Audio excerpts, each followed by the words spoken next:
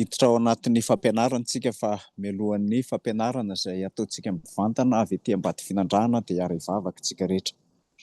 Saotranao zahay ry Jesosy Kristy Tomponay raha afaka mianatra mahakasika ny leadership-an'i Mosesy, ahalalana indrindra ny fomba fitarihana, nefa fitarihana manafika ary fitarihana ihany koa izay manome anay ny are-pahasoavana rehetra avy aminao. Dia taio ny manaraka ny fampianarana amin'ny alalan'ity fampianarana amin'ny teolojia avolenta vaovao ity, manatrika ary mbola hanatrika ny fampianarana koa. Dia mba sy mitantana anay araka ny ben'ny famindram-ponao misaotra Tompo. Amen. Ny fampianarana izay nomena ahy dia momba ny leadership-an'i Mosesy zany. Izany hoe no resadresantsika eto androany zany dia mahakasika ny amin'ny leadership-an'i Mosesy.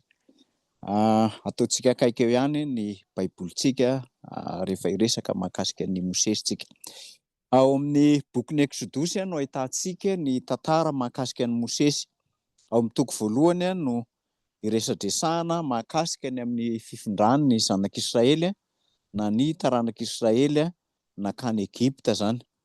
Dia avy amin'ireo foko isan-karazany ireo zany izay zanak' Jakoba ireo no nifindra tany Egypta. Ary araka ny hitantsika dia manodididina eo amin'ny 70 eo zany ireo taranaka ireo araka ny andininy 15, ary nisan'ny olona rehetra nateraka Jakoba dia 70, fa Josefa efa tany Egypta raha teo. Rehefa maty zany Josefa sy ny rahalany rehetra mba amin'ny taranaka rehetra dia nisy mpanjaka vaovao izay tsy nahalala intsony mahakasika ny amin'ny tantara sy ny zavatsoa sy ny zava-bita nataon'i Josefa teo amin'ny tantaran'ny Egyptianina. Vokatr'izay zany dia nanapa-kevitra reto olona reto hoe miamitombo ny zanak'Israely, zany hoe malaky mitombo be izy. Satria malaky mitombo be izy dia natahotra izy ireo hoe raha misy ady ao anatin'izany Egypta sy ny manodidina izany dia ho resy ny Egyptianina satria ho maro anisa reto zanak'Israely reto. Dia vokatr'izay zany natahotra koa izy raha misy fahavalo manafika avy any ivelany hanafika ny zanak'Israely dia mety hiaraka ny fahavalo sy ny zanak'Israely dia mety hanapotika ny Egyptianina. Vokatr'izany dia nanapa-kevitra izy ireo ny hanandevana ny fampahoriana nahazo tamin'ny zanak'Israely. Dia nanomboka teo zany ny nisian'ny fampahoriana. Ary raha jerentsika ny fanazavana mahakasika an'io le Exodosy toko voalohany io dia voalaza mazava tsara ao anatin'io fa tena niazakazaka sy nitombo nisan'ny zanak'Israely.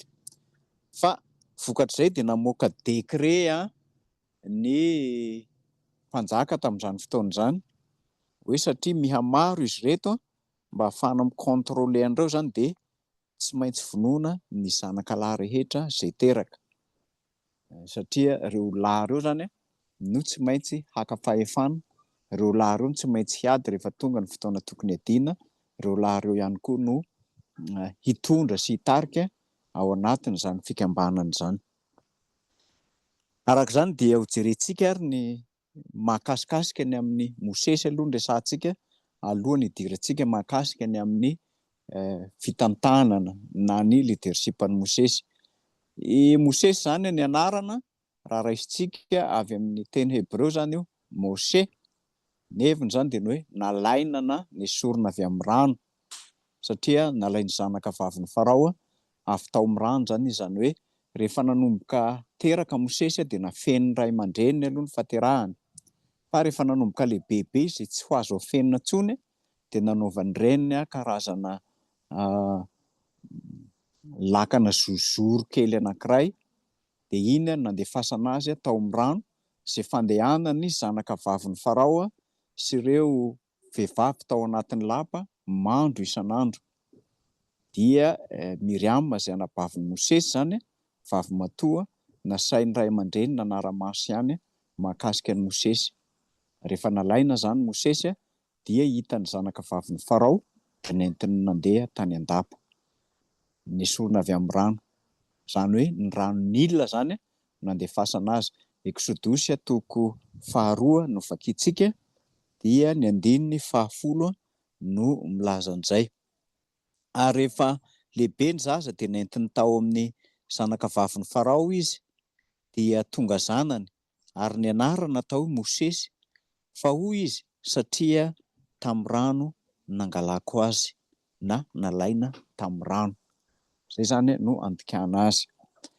Dia i Mosesy zany, raha jerentsika dia avy amin'ny fianakaviana na avy amin'ny fokony Levy zany ny mamany, dia ny dadany koa zany ohatr'izay amin'ny Mara moa no lazana azy na Jokebeda izy amin'ny raha raisina avy amin'ny teny Hebreo zany. Dia ny rahalahiny i Arona, zany hoe i Arona mpisorona zany no rahalahiny. Izy zany no mpisorona be Israelita voalohany. Dia ny anabaviny Miriam. Miriam zany mpaminany ihany no niara-niasa tamin'i Mosesy, saingy nisy olana ihany moa zany izy ireo araka ny voalazako teo, dia avy amin'ny foko Levy izy zany. Nanambady Mosesy, sainga vehivavy Midianita ny vadiny. Zany hoe ny vadiny zany dia tsy Israelita. Zipora no anaran'ny vadiny, ary zanaka vavin'ny Jetro. Jetro moa ny filazantsika azy, misy manao Jetro. Antsoina koa hoe Reuela zany ny anarany. Io zany dia lehilahy anankiray mpisorona tany Midiana zany ty lehilahy ty. Mampisorona azy zany dia amin'io izy. Fa nampiavaka azy indray dia nanana zanaka anankiroa malaza zany izy. Ny zanany anankiray zany de Gersoma ary ny anankiray Eliezer. Hitantsika moa zany fa ny tantaran'ny Gersoma sy Eliezer zany de tafiditra ao anatin'io tantara zay resantsika io. Arak'izany ny fiainan'ny Mosesy tany Egipta zany dia azo zaraina ho 30 taona eo eo zany. Zany hoe 40 taona zany izy. Ka ny 40 taona voalohany zany izy tany Egipta. Zany hoe teraka tany Egipta zany izy nanomboka tamin'ilay fotoana namonoana ny zazalahy Hebreo rehetra. Dia rehefa feno 3 volana izy, araka ny voalazako teo, dia napetraky ny reniny tao amin'ny trano tamin'le zozoro zany lakana kely mba azahoana azy. Tany zanaka vavin'ny Farao izy. Nampiavaka azy dia nahazo fanabeazana Egyptiana izy, na ny fahendrena Egyptiana. Ny Egyptiana nisan'ny nalaza indrindra teo amin'ny teknôlôjia tamin'izany fotoana izany. Ary hotsika izay mpianatra ankehitriny mahalala fa ny resaka matematika dia ny Egyptiana no nisan'ny nahay azy. Ny tao-trano, zany hoe ny resaka architecture, dia ny Egyptiana efa lasa lavitra tamin'izany fotoana izany. Dia rehefa hitantsika amin'io zany nahazo fanabeazana tany Egipta izy, ary raha jerentsika ny asan'ny apôstôly toko 7 andiny 12 no alalantsika an'izay. Io zany ny 40 taona voalohany. Dia ny 40 taona faharoa indray zany dia tamin'ny 40 taona indray dia namono ny Egyptiana, satria nanandevo ny zanak'Israely ny Egyptiana. Nisy Israeliana zany izay niasa ao anatin'izany asa zany reto Israeliana reto nanana olana, satria karavasiana, kapoana, dia ny Aroniny zany Mosesy dia namono an'ilay Egyptiana izay namono ny rahalahiny. Izy na dia tao andapan'ny Farao aza, dia ngamba ao anatin'ny rano ihany no maha Israelita azy. Vokatr'izay zany dia nisy olona nahita le namonoany an'io Egyptiana io rehefa naleviny tao anaty fasika. Dia zay nahatonga azy lasa nitsoaka nakany Midiana. Rehefa tany Midiana izy dia lasa niandry ondry dia nanambady ny Zipora le vadiny teo, izay nitenentsika teo, niteraka anankiroa izy. Dia tao zany nanomboka ny haonan'i Mosesy tamin'Andriamanitra tamin'ny roimemy, any hoe ilay roimemy rehetra nanomezan'Andriamanitra azy ny teny fampanantenana mahakasika ny amin'ny hanafahany zanak'Israely. Dia eo indray zany nidiran'ny 40 taona farany. 40 taona farany zany dia izy lasa nitarika ny zanak'Israely. amin'izany fitarihan'ny zanak'Israely izay indray zany no niala tany Egypta izy. Zany hoe eo amin'ny 20 eo zany vao niverina any Egypta indray i Mosesy. Amin'io zany ny mission dia hanafaka ny zanak'Israely tamin'ny fanandevozana, zany hoe nitarika azy ireo niala avy tany Egypta, namakivaky ny ranomasina mena dia mba ho tonga any amin'ny tany Kanana izay nampanantenan'Andriamanitra azy. Araka ny hitantsika dia nanan-danja tanteraka tamin'ny fiainany ny fanabeazana Egyptianina. Na dia izany aza dia io fanabeazana ny ainany tany Egypta io no nanefy azy ho lasa mpitarika, saingy nanana hakanosana ihany izy satria mahalala ny amin'ny kolotsaina, ny fomba amam-panao izay fomba amam-panao Egyptianina mahakasika an'izay. Dia idirantsika amin'izay zany ny mahakasika ny amin'ny leadership-n'i Mosesy. Ao anatin'izay zany efa nilazantsika teo fa inona moa zany ny asa niantsoan'Andriamanitra ny Mosesy. Ny asa niantsoan'Andriamanitra ny Mosesy dia ho mpanafaka izy, zany hoe olona leader izy zany, mpanafaka. Ary tsy mpanafaka fotsiny izy fa mpanome ny lalàna. Izy zany nasain'Andriamanitra nanome ny lalàna ny zanak'Israely. Natsoin'Andriamanitra tany an-tendrombohitra Sinay izy, tendrombohitra Horeba zany, dia nomen'Andriamanitra an'ilay didy folo mba ho tari-dalana ahafahan'ny zanak'Israely miaina, ahafahan'ny zanak'Israely mifampitondra ao anatin'izany fiainana misy azy ireo zany. Dia nampiavaka azy koa dia nanana fiainany fanelanelana izy, fanelanelana koa zany i Mosesy. Ary anisan'ny nampiavaka ny fiainany dia mpampianatra izy, tena nampianatra. Zany hoe tamin'ny fotoana rehetra zany dia nampianatra izay zavatra nasain'Andriamanitra nampianarin'ny Mosesy. Dia ankoatra mpampianatra azy zany dia mpiandry izy. Araka ny resantsika tary aloha, mpiandry ondry Mosesy. Ary ny lehibe indrindra anatin'ireo dia olon'Andriamanitra, izany hoe olona tena nivavaka zany Mosesy. Tamin'izany rehetra zany dia vahoaka manodidina ny 2 tapitrisa, zany hoe eo amin'ny 2 millions eo zany ny olona notarihin'i Mosesy. Zany hoe fotoana feno krizy, fotoana feno fikomiana, fotoana nisian'ny fanovana ara-kolotsaina ary fananganana firenena avy amin'ny fanandevozana ny mission izay nomena azy. Ao anatin'izany krizy zany ny krizin'ny fanandevozana. Ny zanak'Israely miamitombo, nampitomboana ihany koa ny fanompoana izay nataon'izy ireo. Ary vokatra zany dia misy ny fikomiana anaty. Zany hoe tena miforotra anaty zany ny zanak'Israely vokatra zany. Ary tena zava-doza dia misy koa ny kolotsaina, izay kolotsaina Egyptianina izay tsy maintsy ampanarahana ny Israelianina. Zany hoe reto taranaka Jakoba reto zany, izay kolotsaina roa tsy mitovy mihitsy. Dia ireo zany no natrehan'i Mosesy tao anatin'ny fitondrany zanak'Israely. Raha ataontsika amin'ny fiteny fohy zany dia ny hoe Mosesy natsoina ao anatin'ny vanim-potoanan'ny krizy, vanim-potoana isian'ny kolotsaina hafa. Amin'izany indrindra no nanomezana azy mission hanafaka ny zanak'Israely tamin'ny fanandevozana. Raha raisitsika dia misy karazany 7 eo ny karazana fitarihana izay nitarihan'i Mosesy ny zanak'Israely. Ao anatin'ireo zany dia voalohany fitarihana avy amin'ny antson'Andriamanitra. Fitarihana avy amin'ny antson'Andriamanitra dia hitantsika zany io fitarihana avy amin'ny antson'Andriamanitra io amin'ny Exodosy 3. Ao amin'ny Exodosy 3 no mamelabelatra tsara manomboka amin'ny 1 hatramin'ny 12. Dia raha arahantsika zany ny tantara ao anatin'io le Genesis 3 vakiako ny manomboka amin'ny 1. Ary Mosesy ny andro ny ondry amanosiny Jetro rafozana mpisorona tao Midianina, dia nitondra ny ondry amanosy tany ankoatry ny 4 ka nakany Horeba tendrombohitr'Andriamanitra. Ary ilay anjelin Jehovah niseho taminy tao amin'ny lelafo teo amin'ny 2 memy.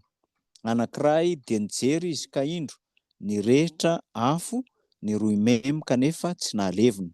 Ary hoy misesy, hivily kely aho ka hizava io fahitana lehibe io, hafantarako izay tsy nahalevina ny 2 memy.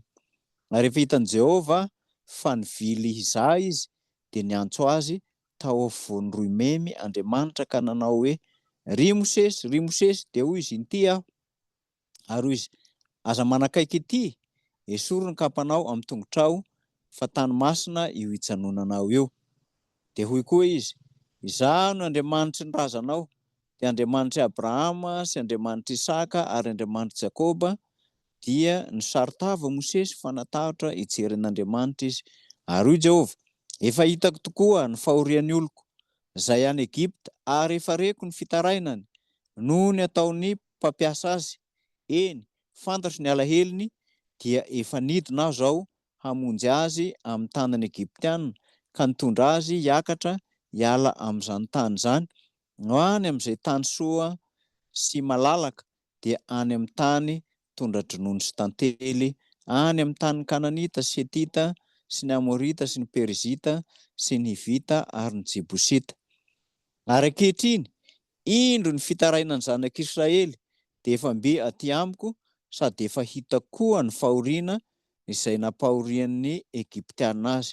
Koa avy ankehitriny ianao hirahako ho any amin'ny Farao, hitondra ny zanak'Israely oloko hivoaka avy any Egipta. Fa hoy Mosesy tamin'Andriamanitra, iza moa aho no hakany amin'ny Farao sy hitondra ny zanak'Israely hivoaka avy tany Egipta? Ary hoy izy, Andriamanitra io zany, hombanao tokoa aho, ary izao no famantaranao anao fa izaho efa naniraka anao rehefa entinao mivoaka avy any Egipta ny olona, dia hanompo an'Andriamanitra eto amin'ity tendrombohitra ity ianareo. Io zany no nanomboka ny antsoan'Andriamanitra azy. Mazava ao anatin'ny fiantsoan'Andriamanitra any Mosesy zany fa tsy nanana safidy Mosesy. Amin'ny fitariana ankehitriny ohatrantsika rehetra zany dia tsy safidy zany ny fitariana fa antso. Ny mampitarika zany dia miainga avy amin'ny antso. Fiantsoan'Andriamanitra no mahatonga antsika ho mpitarika. Fa tsy hoe nanana safidy izy hoe, Andriamanitra ity mba ataovo ho lasa mpitarika ny zanak'Israely hamoaka azy any Egipta. Ary fantatry Mosesy ny fahasarotan'izany adidy napetraka tamin'izany. Satria Andriamanitra zany no ny antso dia tsy nanana safidy ny ho mpitarika Mosesy. Tsy nanana safidy izy. Saingy amin'izany Andriamanitra miantso zany dia niteny Andriamanitra hoe, hombanao aho. Hitantsika amin'ny 2:12 tamin'ny teo zany hoe, ny tenin'Andriamanitra zany no antoka sy fanamby eo amin'ny fanatanterahany Mosesy izany fitariana manaraka ny antson'Andriamanitra zany. Antoka, fanamby lehibe eo amin'ny fiantsoan'Andriamanitra. Amin'ny fiangonana ankehitriny zany dia ao antsika mpitarika rehetra dia tsy voatendry fotsiny isika amin'ny andraikitra izay ametrahana antsika fa tena vao antson'Andriamanitra isika. Raha ty amin'ny fiangonana moa zany dia ny fiangonana amin'ny alalan'ny komity isan'ambaratonga no mandray zany antso mba hametraka ny olona izay fidiny fiangonana. Ny antso zany dia hamafisin'ny fifidianana aty amin'ny fiangonantsika. Zany hoe ny olona anankiray zany izay mandalo an'izany ambaratonga-pifidianana zany dia nahazo ny antso ho mpitarika. Zany hoe ny fahefana ananany zany dia fahefana avy amin'ny antso nomen'Andriamanitra azy, fa tsy avy amin'ny fahaiza-manao. Ilaina ny fahaiza-manao, zany hoe ny resaka compétence rehetra ilaina zany. Fa eto zany mifanaraka amin'izany antson'Andriamanitra zany dia tsy resaka compétence fotsiny, fa eo zany ny fiantsoan'Andriamanitra izay ny antsoiny. Dia Andriamanitra zany no nalefaka azy, nandefa azy, ary mazava ny antso izay nataon'Andriamanitra tamin'ny Mosesy dia ny hanafaka ny olona. Zany hoe nahazo mission mazava tsara izy amin'izany antso zany. Tsy antso mandehandeha ho azy zany fa mazava mihitsy zany mission eo amin'ny fanatanterahana ny antso. Ny ray faharoa ao anatin'izany leadership-an'i Mosesy zany ry havana de ny fitariana mifototra amin'ny fanatrehana an'Andriamanitra. Exodus 3:7, 2:4-12 hatramin'ny 2:9. Amin'io ndray zany de misy heviny ara-baiboly io zany. Zany hoe Andriamanitra zany amin'ny alalan'izany fitariany zany, rehefa tsointsika, rehefa fidinitsika, dia Andriamanitra mihitsy no miaraka amintsika amin'izany fanatanterahana ny asa zany. Tena lazainy mazava tsara ao anatin'io fa momba sy miaraka amin'ny zanak'Israely izy eo am-panatanterahana ny asa. Zany hoe tsy mandeha ho azy zany, fa izy mihitsy no miteny indro zao ombanao. Zany hoe eo am-panatanterahana azy zany dia Andriamanitra mihitsy miteny amin'ny 9:9, efa nidina hamonjy azy amin'ny tanany Egyptianina ka hitondra azy hiakatra hiala amin'izany tany zany ho any amin'izay tany soa sy malalaka, dia any amin'ny tany izay tondra-dronono sy tantely, any amin'ny tanin'ny Amorita sy ny rehetrarehetra. Zany hoe eto zany de mazava tsara mihitsy ny afatr'Andriamanitra. Amin'ny 10:10, ko avy ankehitriny hianao hirahako any amin'ny farao hitondra ny zanak'Israely oloko hivoaka avy any Egypta. Ary tena nataony mazava tsara amin'ny 10:12, hombanao tokoa ary zao ny famantaranao anao, izaho efa naniraka anao rehefa entinao mivoaka avy tany Egypta. Ny olona dia hanompo an'Andriamanitra eto amin'ity tendrombohitra ity ianareo. Mazava tsara zany ry havana fa amin'ny fizarana faharoa ao anatin'ny fampianarantsika zany dia mifototra amin'ny fanatrehan'Andriamanitra zany ny fitariantsika. Tsy fitariana avy amin'ny herintsika fotsiny fa tena Andriamanitra zany no miara-mandeha antsika ao anatin'izany. Zao ny zavatra mampiavaka amin'izany fanatrehan'Andriamanitra antsika amin'ny asa zany. Tsy nanao dingana mihitsy Mosesy raha tsy nisy ny fanatrehan'Andriamanitra, zany hoe tsy sahy nyroso izy, tsy sahy nandeha izy, tsy sahy nanao ninona izy raha tsy nahazo toky avy amin'Andriamanitra fa homba azy Andriamanitra. Zany hoe ny fanomezan-toky amin'izany fomban'Andriamanitra zany dia antoka amin'izany leadership eo amin'ny fitantanana ny raharahan'ny mpiangonana zany. Raha jerentsika amin'ny fiainantsika ankehitriny zany dia laharam-pahamehana ho an'izay antsoin'Andriamanitra sy ho an'izay mpitarika zany ny fiombonana amin'Andriamanitra, ny fiarahana amin'Andriamanitra, ny fandraisana, ny fanomezan-toky avy amin'Andriamanitra, satria io no antoka. Zany hoe tsy programma fotsiny zany na hetsika fotsiny no ifotorantsika fa ny fiarahana amin'Andriamanitra. Ny fahatelo dia fitariana amin'ny alalan'ny fanelanelana, intercession io zany.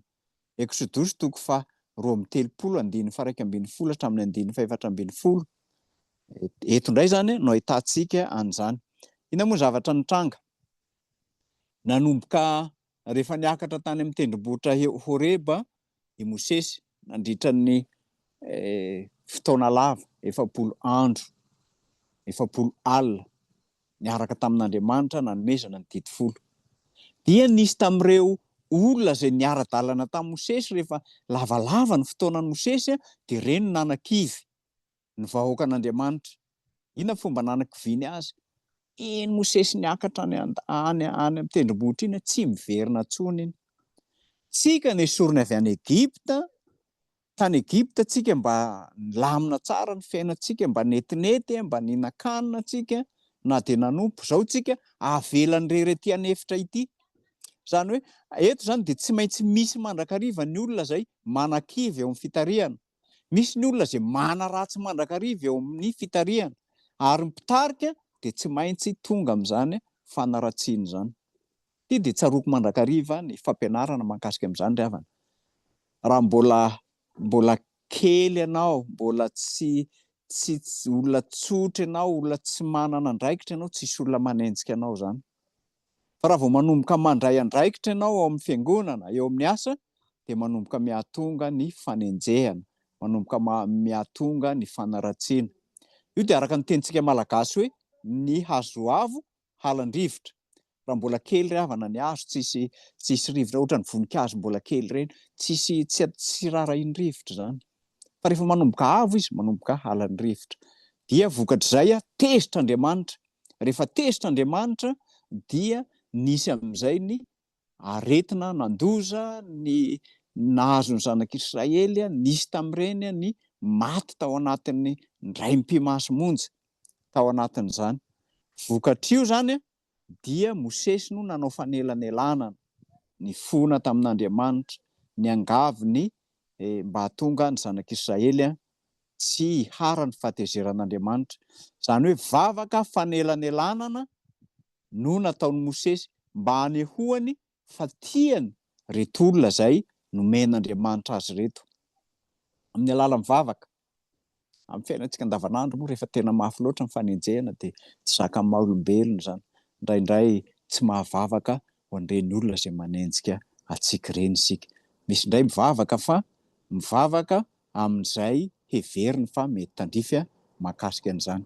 Zany hoe ny mpitondra zany na ny mpitarika zany dia mivavaka ho an'izay entiny izy. Mitsangana eo anatrehan'Andriamanitra sy ny olona mandrakariva isika mpitondra. Mitsangana eo anelan'Andriamanitra, anelanelan'Andriamanitra sy ny olona. Zany hoe isika zany no manelanelana n'Andriamanitra sy ny olona, isika mitondra, satria isika no loha laharana amin'ny fitariana an'izany. Zany hoe ny fitariana zany dia asa mahampaminany, asa mahampitarika, asa zay omen'Andriamanitra antsika amin'ny alala zay. Ny fahaefatra dia ny fitariana amin'ny alalan'ny fizarana andraikitra. Fitariana amin'ny alalan'ny fizarana andraikitra. Ty indray zany dia eo amin'ny Exodosy 7:20, ny 9:17 hatramin'ny 9:17. Rehefa nanomboka tafapetraka tsara Mosesy, rehefa nanomboka nilamindamina ny fiainana, dia niditra indray anatin'ny krizy faharoa tao anatin'ny zanak'Israely. Eo zany le krizy voalohany teo, le fanaratsiana hoe tsy hiverina Mosesy, dia niala tamin'Andriamanitra ny olona, nanao omby volamena, nanompo an'iny, tezitr'Andriamanitra, dia nisy ny maty, dia nanao an'ilay karazana menarana varahana natao tany any anefitra zany, dia zay rehetra nijery an'ilay menarana varahana dia sitrana. Fa eto indray zany ny zavatra nahavariana indray dia tonga indray ny krizy faharoa. Ny krizy faharoa eto dia zao: i Mosesy lasa nandany fotoana be amin'ny adin'ny olona. Tonga ny olona mitondra ny fitarainana ao Mosesy, miady ny fokoatsy sy ny fokoatsy, ny olona mpifanolo-bodirindrina, miady ny olona mpinamana, miady. Zany hoe ny asan'ny Mosesy zany maraina mandrapariva ny andro dia mitsara ny ady, lasa mpitsara izy, mitsara ny adin'ny olona. Nanomboka reraka Mosesy satria miaby be ny olana. Dia ny rafozany rehefa nahita ny farerahan'ny Mosesy, ny fahitany habe ny olana izay natreny Mosesy, dia niteny ny rafozany hoe maninona raha maka olona tsara laza avy amin'ireo olona be dia be ireo ianao, dia avy amin'ireo zany no akana mba olona ho mpikarakara na ireo no mitsara isan-tanàna. Io zany olona 70 manodididina eo, zany hoe zokiolona 70. Hitantsika amin'ny Nomera 1:12 koa io. Dia ireo zokiolona ireo zany no nanampy an'i Mosesy tamin'ny alalan'ny fitariana. Ity moa zany le tenentsika hoe délégation de pouvoir. Zany hoe Mosesy zany nitoroany ny rafozany hevitra hoe mba ho sahirana ianao raha zao no mitoy, vokatr'izany mba ahafahanao mifototra kokoa amin'ny fitariana, mifototra kokoa amin'ny fiainan'ny zanak'Israely amin'ny ankapobeny, dia aleo manangana olona zokiolona manam-pahendrena afaka hanampy anao eo amin'ny 70 ao. Dia ireny zany no ny andraikitra ny raharaha ankapobeny tao amin'ny fiainan'ny zanak'Israely, ireny olona 70 ireny. Raha misy olana any dia any amin'ireny olona ireny no manatona ny olona izay manana olana zay ho vahana tao anatin'izay. Zany hoe fitariana mahomby zany dia ny tsy fandehanana irery, fa fiarahana miara-miasa amin'ny hafa. Ny fahadimy zany dia ny fitariana amin'ny fahamasinana. Fitariana amin'ny fahamasinana. Hitantsika koa ty amin'ny nomero 227 hatramin'ny 220. Ty indray zany a dia notsarain'Andriamanitra Mosesy satria nanao fahadisoana tamin'ny fomba niarahany tamin'Andriamanitra. Anisan'ny rehefa nandalo fotoatsarotra Mosesy, inona ny fotoatsarotra ny ainany? Menimenina foana ny olona, tsy mety afa-po ny olona, tezitra foana ny olona, mitady zavatra vaovao foana ny olona, mitady zavatra tsy hita foana ny olona, mitady ny zavatra zay tiany foana ny olona. Eny, na dia tsy mifanaraka amin'izay lalàna napetraka azy zany, na dia tsy mifanaraka amin'ny sitrapon'Andriamanitra azy zany, na dia tsy mifanaraka amin'izay mission nomenan'ny Mosesy ary zany. Mitaky zavatra foana ny olona. Vokatra zany tena nahasorenan'ny Mosesy tamin'ity dia mahakasika ny amin'ilay rano tao Mara. Omena rano ny zanak'Israely de menimenina, omena sakafo de menimenina fa zay tsy mila mana fa ny anay tsy ampy hena indray de omena hena, mangidy indray ny rano de avy eo indray tsisy indray ny rano. Dia rehefa tamin'io fotoana ty indray miaraka amin'ny ty ato zany, miaraka ao anatin'reto contexte reto dia ny fahadisoan'ny Mosesy tao anatin'ity dia nikapoka n'ilay vatolampy intelo Mosesy. Zany hoe ny instruction zay nomen'Andriamanitra ny Mosesy zany vokatry ny atezerany, vokatry ny fimenomenoman'ny olona, satria ny fon'ny Mosesy dia tena niditra lalina amin'ny fimonomononan'ny olona ka ny instruction na ny baiko izay nomen'Andriamanitra tsy narahany atsakany sy andavany. Io ry havana zava-doza be. Rehefa mifototra antsika amin'ny fanaratsian'ny olona, mifototra amin'ny fanenjehan'ny olona, mifototra amin'ny olana samihafa antsika, de ilay olana no mibaiko no ataontsika de adinontsika ny mission zay napetrak'Andriamanitra tamintsika. Mety hivily mihitsy aza ny fampiarantsika an'izany mission apetrak'Andriamanitra zany. Ny fahaenina de ny fitariana manana fahitana na mampita makany amin'ny lova. Ty indray zany lay vision zany, zany hoe fananana vision. Hitantsika indray amin'ny Deutéronomie 4:30 hatramin'ny 5. Zany hoe tsy niditra tany amin'ny tany nampanantenana Mosesy, sainga namela ny taranaka Mosesy mba hitany zany tany Kanana zany. Nentin'Andriamanitra tany tendrombohitra Nebo Mosesy, araka ny hitantsika tary amin'le 5 teo zany, ilay fitariana tamin'ny fahamasinana zany hoe Mosesy zany le nanana olana, vokatriny tsy tafiditra tany amin'ny tany Kanana izy satria tsy nanaraka ny toromarika avy tamin'Andriamanitra. Nentin'Andriamanitra tany amin'ny tendrombohitra izy de natoron'Andriamanitra io ny tany Kanana zay omeko anao, io no asaiko mampiditra ny zanak'Israely.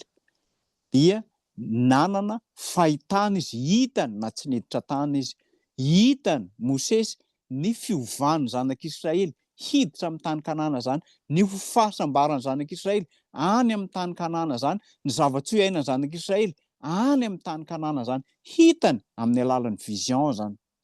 Satria mipetraka tsara ny vision zay nametrahan'ny Mosesy ny zanak'Israely, zay mission avy amin'ny vision nomen'Andriamanitra mazava tsara azy.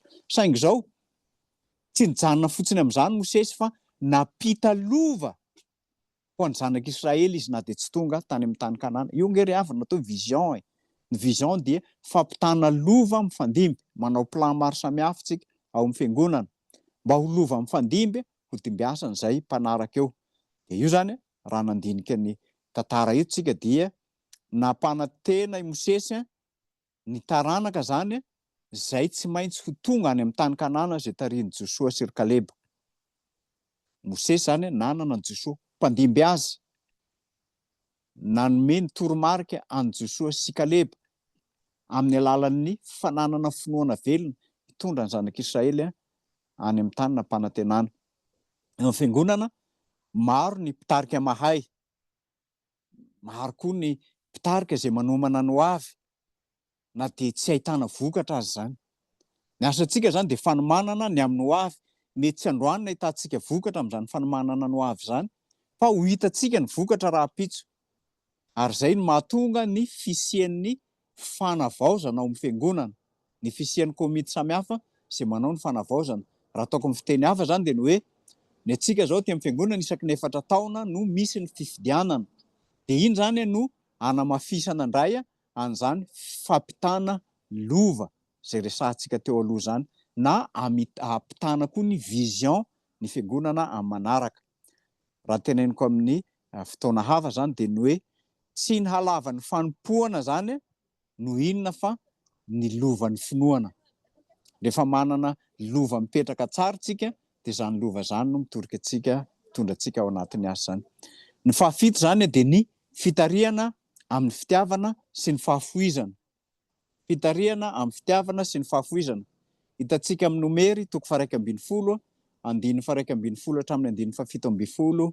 Ary raha manaraka an'io tsika dia apetrapetraka ny Salamo 7:70, 1:20 zany. Iny indray moa zany ny zavatra nitranga. Nitolona mafy indray zany Mosesy ho an'ny vahoaka, nitondrany alahelo zany, ary nitondrany fitarainana tamin'Andriamanitra. Na dia zany aza dia nanana fahafoizan-tena Mosesy, nanana fitiavana ny zanak'Israely izy. Nitarika ny vahoaka tahaka ny ondry izy. Tamin'ny alalan'ny Andriamanitra zany nitarika ny zanak'Israely tamin'ny alalan'ny Mosesy sy Arona. Io no hitantsika amin'ny Salamo 7:70, 1:20. Raha jerentsika zany ny mpitarika zany dia mpiandry izy. Ohatra ny Mosesy zay mpiandry ondry, ary zany na mpiandry ondry zany na mpiandry ondry azy zany no nahatonga azy nitarika ny zanak'Israely indray ho any amin'ny tany Kanana. Ary satria mpiandry ondry lehibe i Mosesy dia nitarika tsy tahaka ny fitariana orinasa no nitarihany zanak'Israely, fa fitariana zay mifototra amin'ny maha-mpiandry azy. Io moa zany no mahatonga antsika ho mpiandry. Zany hoe ny leader zany dia tena raisina amin'ny toeran'ny mpiandry. Ny mpiandry zany dia manana fahalalana tsara. Ny ondry izy hainy tsara mihitsy ny ondry, fantany tsara ny olona zay ao ambanin'ny fitarihany, mampianatra amin'ny tenin'Andriamanitra izy, nefa miaro amin'ny farisendahatra vokatry ny fampianarana diso, zany hoe ny hevi-diso rehetra zany. Ary mampiavaka azy koa dia mitondra ny osa izy zany. Raha fitiantsika zany zay rehetra zay amin'ny leadership-ny Mosesy teo amin'ny karazany fito teo dia ny fahavononana. Fahavononana handray ny antson'Andriamanitra eo amin'ny fitariana. Nefa zany fitariana zany no ahafahantsika mitondra fahombiazana amin'izay atao. Ny fitariana ara-panary havana dia tsy miankina amin'ny fahaiza manao fotsiny na avy amin'ny endrika ivelany zany, fa amin'ny fihaonana sy fifandraisana amin'Andriamanitra. Zany hoe tahaka ny Mosesy izay niverina teny an-tendrombohitra zany dia ny mpitarika koa zany tokony mitady an'Andriamanitra mandrakariva izy, ary zany no ahitana an'Andriamanitra. Mirary soa antsika rehetra izay manaraka ny fampianarana amin'ity hariva ity, ahitantsika ny hevitry ny fitariana izay nataon'i Mosesy, fitariana makany amin'ny tsaratsara koa, nefa fitariana manome antsika tondrozotra amin'ny fanatanterantsika ny asantsika. Raha misy manana fanontaniana dia hovaliantsika izany fanontaniana izany, nefa hivavaka tsika.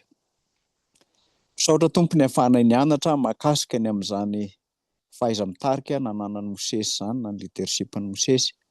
Hafanay mahatsapa fa antsonao ny hafanay mitarika, ary izany antsonao zany no andraisanay ny mission avy aminao, ary hafanay mitondra ny vision rehetra koa, hifampitany taranaka mifandimby amin'ny hatsara ny fiarahana aminao, ka hanomezanao anay mission mazava tsara mba ho an'ny fiangonanao. Dia taio ny synodam-paritany Eropa, ny fifoazana, ny zanaky ny fiangonana rehetra, eny ny zanaky ny FLM iray manontolo, mba iray ao anatin'ny fankatiavana ho mafiorina eo anatrehanao. Misaotra Tompo. Amen. Misaotra indrindra pastora, misaotra président ny amin'ny fampianarana izay noentinao taminay teto amin'ny fifila fileuvana Paris. Mankasitraka Ray aman-dreny satria dia manan-karena tokoa izay nanana fampianarana izay noentinao.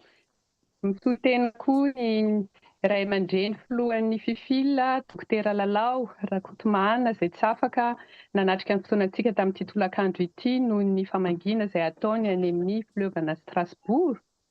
Ny fanontaniana voalohany tonga ato amiko ato zany de ny hoe ny mpitarika ve a mifehy sa mitarika? Mitarika izy, tena mitarika zany no asany. Fa ao anatin'izay fitarihana zay a de misy a pitsopitsony izay tsy maintsy hoentina mitarika. Zany hoe ny pitsopitsony zay a no atao hoe ho fifehezana ihany ao anatin'ny fitarihana. Zany hoe tsy maintsy misy ihany ny disiplinina zany, na ho an'ilay mpitarika na ho an'ny tarihina. Satria izay no olana tamin'ny zanak'Israely araka ny tantaraiko teo. Inona moa zany ny olana tamin'ny zanak'Israely? Ny menomenona daholo ny zanak'Israely teny am-pandehanana. Satria zay tiany no tiany ho ataon'ny mpitarika, zay tiany no tiany hitarihan'ny mpitarika ny raharaha. De satria zany zay tiany no tiany hitarihan'ny mpitarika ny raharaha de eo no ilana an'ilay fifehezana. Zany hoe disiplinina zany ilaina ao anatin'izay. Saingy disiplinina mifanaraka amin'ny fiainam-pitarihana. Satria le fifehezana manko lasa commandement indray zany iny. Iny zany mety ao an-tsain'ny mpametraka fanontaniana, tsy commandement ndray izy fa ilay fifehezana zany amin'izay de mitarika ny amin'ny hialana mety ho fihoara-pefy. Hitantsika le niteneniko teo nahazo Mosesy lay fimenomenomana, lay fiviliana eo am-pandehanana io, tsy mora miatrika an'izany satria rehefa ny olona no mikomy mivily mihasarotra zay ny raharaha. De eo indrindra zany no ilana an'izay. Raha olona tsy voanjo zany no mitarika de tena sahirana satria miaraka amin'olona feno fikomihana, tsy mora ny mitarika olona maditra ohatran'ny zanak'Israely tany anefitra. Misaotra an'Andriamanitra antsika ankehitriny tsy tahaka ny nahazo an'i Mosesy no mahazo antsika. Fa mafy raha tsika amin'izao fotoana nouvelle génération misy antsika zao no tratra an'izany. Ny antsika aza fanaratsiana kely, karazana fanenjena kely efa tsy zakantsika. Ny an'i Mosesy le olona rehetrarehetra nentina mihitsy no rebelle ny ankamaroany eny am-pandehanana. De zay zany, mankasitraka amin'ilay fanontaniana teo. Mankasitraka tompoko. Aty zany efa maizina be, tsy ohatran'ny any amintsika zao tena ohatran'ny mbola masoandro be mihitsy amin'izao fotoana izao. Efa 10 alina vao manomboka mihamaizina. Mirary soantsika namana, tsika mpitarika rehetra, tsika fifilina avy amin'ny filovana Paris. Tahian' Jesosy tsika rehetra.